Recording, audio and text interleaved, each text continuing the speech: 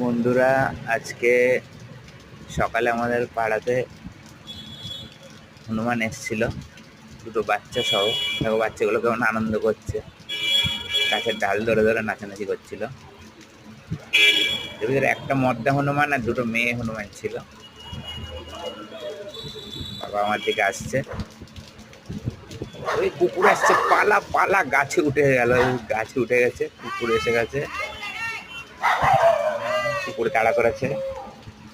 আমাদের পাড়ার লালু কালু হুলু সব চলে এসছে, আর তাদের অত্যাচারে অতিষ্ঠ হয়ে বাচ্চা কাচ্চা নিয়ে সপরিবারে গাছে।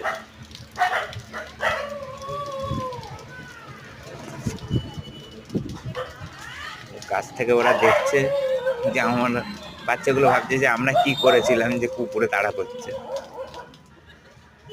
যা মা হনুমানটা গাছের কিছু পাতা নিচ্ছে খাওয়ার জন্যে, আর একটা আম গাছে উঠে গেছে।